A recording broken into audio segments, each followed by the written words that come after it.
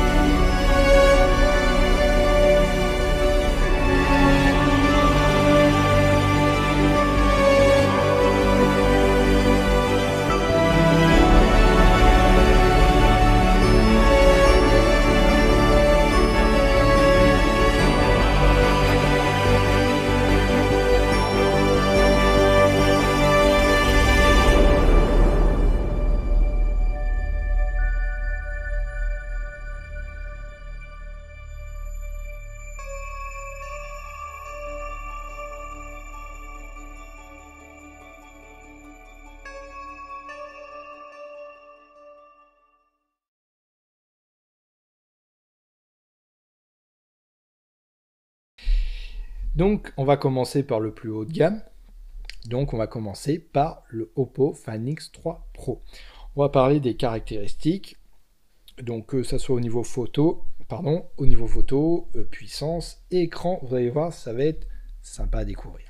Donc commençons par le Fan X3 Pro. Donc elle a un écran AMOLED Quad HD+ de 6,7 pouces et elle embarque la technologie LTPO qu'on a vu notamment sur le Samsung Note 20 Ultra. Donc petit rappel de cette technologie, c'est une technologie qui va varier le taux de rafraîchissement du téléphone qui peut partir minimum de 10 Hz à 120 Hz, c'est-à-dire qu'en fonction de votre utilisation, si par exemple vous allez sur Instagram, il n'y a que besoin du 60 Hz pour avoir une très bonne fluidité, ça sera en 60 Hz. Et par contre, si vous jouez à des jeux, il y a besoin du 120 Hz, il se mettra automatiquement en 120 Hz. Donc je trouve ça très intéressant. Et faire aussi des économies de batterie que si on mettait tout le temps à 120 Hz. Mais ça, vous avez la possibilité également. Tout se fait grâce aux paramètres. Et c'est vous qui choisissez les fonctions parce que tout est paramétrable de chez Oppo. C'est très bien. Il y a aussi une nouvelle colorimétrie sur ce téléphone. Donc on parle de profondeur de couleur de 10 bits. Donc on a vu auparavant avec le Oppo Fan X2 Pro, la série. Et donc il vous permettra d'afficher plus d'1 milliard de couleurs. Donc c'est-à-dire qu'on va avoir une très belle, un très beau visuel, pardon, et de qualité au niveau des couleurs assez exceptionnelle, proche du réalisme. Donc c'est vraiment assez intéressant. Au niveau de la protection, nous sommes sur du Gorilla Class 5 et donc qui va permettre de vous protéger bien entendu votre écran. Mais bon, à savoir, il faut mieux toujours mettre une petite protection complémentaire pour protéger votre téléphone. Donc elle embarque bien entendu le dernier Qualcomm, le Snapdragon 888, donc le plus puissant actuellement sur smartphone, et elle embarque avec 12 Go de RAM et 256 Go de stockage, donc suffisamment intéressant pour faire tourner toutes les applications. À savoir, elle n'est pas extensible la mémoire. Au niveau de la batterie, nous sommes sur une batterie de 4500 mAh avec la recharge rapide 65 watts, donc le VOOC 2.0, donc qui vous permettra de recharger votre téléphone en moins de 40 minutes de 0 à 100, donc c'est assez très intéressant.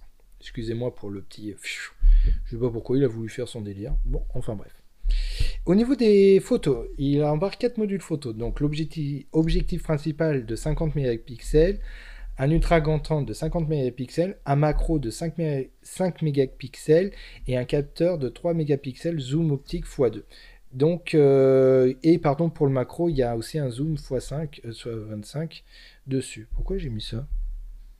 C'est con. Bon, enfin bref, il y a un zoom x25 dessus, donc vous allez faire de très belles photos. Même notamment, vous pouvez faire des photos microscopiques.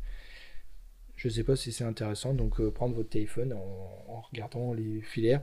C'est une option qu'ils ont fait complémentaire pour montrer qu'ils ont développé Oppo, mais est-ce que pour vous c'est utile? Dites-moi en commentaire ce que vous en pensez. Et on a une caméra frontale de 32 mégapixels, donc sous forme de petits pinçons, comme vous pouvez voir sur la photo de chez Oppo. Et elle est protégée contre l'eau et la poussière, donc IP68. Elle a un poids de 193 grammes, donc moins de 200 grammes, donc bien léger vu la taille de l'écran de 6,7 pouces, je rappelle. Alors qu'est-ce que je peux dire sur ce premier téléphone? C'est un très bon téléphone à un point de vue caractéristique, et de ce que j'ai pu voir aussi sur les vidéos, ça fait de très belles photos et je pense que vous ne serez pas déçus au niveau de là. Qu'est-ce que je peux dire dommage, c'est que ils n'ont pas plus développé la caméra frontale, je trouve. Donc il aurait pu évoluer, on va dire, en termes de mégapixels ou de petites fonctions complémentaires. Mais par contre, ils ont plus développé le côté microscopique sur un des modules photo. Bon, effectivement, ça peut être intéressant pour ceux qui veulent faire des photos de très très très près, mais est-ce que sur la réalité, entre ce qu'il dit sur le papier et la réalité, ça je sais pas, c'est en fonction de chaque utilisateur.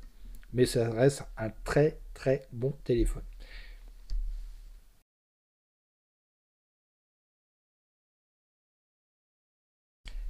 Parlons du deuxième téléphone, donc le Oppo Find X2 Neo, qui ressemble étrangement à l'Oppo Find X2 Pro. Alors, je vais vous en parler ça sur une prochaine vidéo, vous allez comprendre pourquoi. Suivez bien ma chaîne, vous allez voir. Donc on va parler de son écran. Un écran AMOLED en Full HD+, de 6,5 pouces et avec un taux de rafraîchissement de 90 Hz. Nous avons un Snapdragon 865, donc suffisamment puissant pour faire de très bons jeux dessus ou faire du multimédia. Avec toujours 12 Go de RAM et 256 Go de stockage. Au niveau photo, elle embarque le même capteur principal de 50 mégapixels. On a un ultra grand angle de 16 mégapixels, un téléobjectif de 13 mégapixels en zoom optique x5 et un macro de 2 mégapixels. Au niveau de la batterie, nous sommes sur une batterie de 4500 mAh et une charge rapide de 565 watts, donc en moins de 40 minutes 100%. À savoir, et j'ai omis de le dire, excusez-moi, sur le Oppo Find X3 Pro, c'est le seul qui embarque la recharge sans fil VOOC de 33 watts de mémoire en charge sans fil. Et malheureusement, sur les deux autres modèles, donc le Find X2 Neo et Find X3 Neo et le Find X3 Lite n'ont pas la charge sans fil. Je tenais à souligner parce qu'il n'y en a pas. Donc, elle est plus, par rapport au design, il est plus léger et plus fin que le Pro, par exemple, qui est un petit peu plus épais, mais ça reste convenable au niveau de ça, et vous êtes protégé contre les éclaboussures et l'eau également aussi, donc un IP 52, pardon. Donc suffisamment pour vous protéger.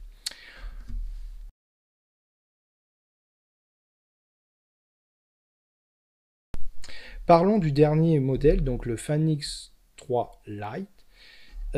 Donc c'est un écran AMOLED toujours en Full HD+ de 6,44 pouces. Donc par contre le taux de rafraîchissement est de 60 Hz avec un Snapdragon 765G, donc parfait pour faire du gaming aussi. Donc le processeur, on le voit notamment sur le Pixel 5 et le OnePlus Nord, donc deux autres téléphones qui embarquent le même processeur Snapdragon 765G, donc suffisamment puissant pour faire tourner ce que vous voulez. Non, peut-être pas en très très haute performance, mais en performance moyenne, on va dire, ou normale, on va dire. Donc elle embarque avec 8 Go de RAM et 128 Go de stockage. Et donc, comme je disais, il n'y a pas la charge sans fil, car nous sommes sur une batterie de 4300 mAh avec la charge toujours de 65 watts. Au niveau de la caméra, au niveau des photos, pardon. Donc la caméra, le module photo principal de 64 mégapixels, suivi de l'ultra grand angle de 8 mégapixels, un macro et à une profondeur de 2 mégapixels. Donc dans tous les cas, dans ces trois modèles, vous ne serez pas déçus au niveau des photos, mais effectivement, plus on descend en gamme sur la série Fan X3, plus les modules photos sont un petit peu moins, mais ça reste très bien pour faire de très belles photos au niveau de ça. Sur ces trois téléphones, donc pour finir un petit peu, pour parler un petit peu des trois, on est tous sur le dernier ColorOS 11.2 et Android 11. C'est-à-dire que dès que vous achetez ce téléphone, il est déjà mis à jour, donc vous pouvez l'utiliser avec plaisir et envie, bien entendu, avec les dernières mises à jour de chez Oppo. Au niveau du prix, donc on va parler un petit peu du prix. Donc je rappelle, il y a des précommandes actuellement qui arrivent enfin, donc parce que la sortie officielle, je crois, c'est le 29 mars, enfin c'est le fin mars dans tous les cas. Donc je rappelle pour les prix. Le Oppo Fan X3 Pro est à 1149 €. Le Fan X3 Neo, 799 €. Et le Fan X3 Lite à 449 €. Désolé si je fais un petit peu les grimaces, je fais pas le chinois, vous inquiétez pas, je suis normal, c'est juste que je me fais vieux avec mes rides. Enfin bref, ça c'est autre chose. Donc voilà, ça correspond plus ou moins au même prix, à 50 € moins cher bien entendu, sur la série du Fan X2. Donc voilà. Je sais pas si vous avez fait attention, je faisais un rapprochement entre le Fan X2 Pro de l'année dernière et le Fan X3 Neo de cette année, parce que je vais faire une vidéo, hein, je vous le dis, comme ça vous fera plaisir et j'espère que vous allez me suivre sur ma chaîne. Et parce que j'ai fait une comparaison entre le Fan X2 Pro et le Fan X2 Neo, parce qu'ils ont une concordance, ils ont le même processeur, mais avec des petits avantages, et je vais faire pareil aussi, faire une différence sur le Fan X2 Pro et le Fan X3 Pro, donc il y a différence bien entendu, à savoir lequel choisir éventuellement. Donc on se voit pour la petite conclusion.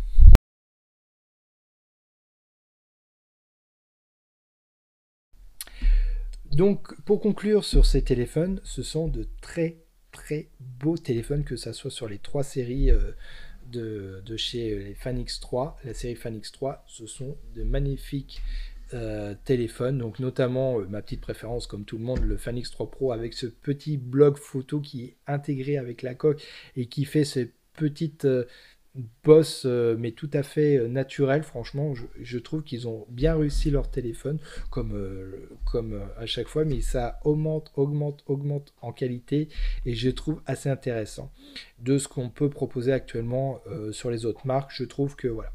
Je vous cache pas que moi je suis sur un S8 qui me permet de faire différentes vidéos que vous pouvez voir sur ma chaîne. Et c'est vrai que si j'ai les moyens, je retournerai chez Oppo. Pourquoi? Parce que rapport qualité-prix, c'est assez intéressant. Si on doit prendre par exemple, je prends toujours le Note 20 Ultra parce que c'est un très bon téléphone, mais quand je vois l'évolution de Oppo et l'évolution qu'ils ont fait sur le Note 20 Ultra, c'est un exemple comme un autre. J'aurais pu prendre le S21 Ultra, mais je voulais trouver quelque chose qui était un peu équivalent pour justifier le prix de 1149 € et que là, le Note 20 c'était 1349 €, enfin proche des 1400 on va dire, on arrondit. Je trouve que on a un produit qui a évolué, c'est-à-dire qui a évolué en termes de performance, en termes de qualité d'image, en termes de effectivement de photos aussi, et avec une batterie qui tient la journée, enfin plus que la journée, avec quand vous faites des gros jeux ou des grosses sessions de jeu ou du multimédia, vous regardez vos films, vos séries ou quoi, ça tient la journée quoi. Là, sur les autres marques, même avec des grosses batteries, ils tiennent même pas la journée. Donc voilà, ça fait réfléchir sur ça. Et j'avouerai que d'un point de vue financier, j'aimerais bien prendre le Oppo Fan X2 Pro ou pouvoir le tester pour faire vraiment dire que je vais prendre ce téléphone. Mais franchement, ouais, ça serait, si j'avais la possibilité de changer, ça serait le Fan X2 Pro ou pourquoi pas le 3 si j'ai une opportunité, mais par rapport au prix, je prendrais le Fan X2 Pro parce que pour la qualité, et puis bon, il a un gros disque dur, 512 Go, c'est pas négligeable non plus aussi. Et puis, ça reste un très bon téléphone, même si on est sur le Snapdragon 865 sur ce modèle là. Qu'est-ce que je peux dire de plus? Merci à vous. J'espère que la vidéo vous a plu. Je suis désolé, je sais pas quoi dire de plus que cette série Fan X3 Pro, elle est magnifique avec le dernier mise à jour de l'interface d'Android 11 avec le ColorOS. Qu'est-ce que vous voulez que je vous dise de plus? Franchement, c'est une très bonne interface. Tout est paramétrable. J'ai pas eu l'occasion, mais j'ai vu avec d'autres confrères qui ont pu tester c'est parfait, quoi. Il y a pas grand chose à dire. Bon, effectivement, on va trouver des icônes comme la microscopique sur le module, donc je sais pas si c'est intéressant. Perso, moi non, mais bon, ils ont voulu faire pour prouver ils ont avancé là-dessus, donc je pense que c'est plus pour montrer l'évolution de la photo qu'autre chose. Mais en tout cas, ça reste de très bons téléphones. Pour finir, j'espère que cette vidéo vous a plu. Je vous fais plein de gros bisous. Merci de votre soutien.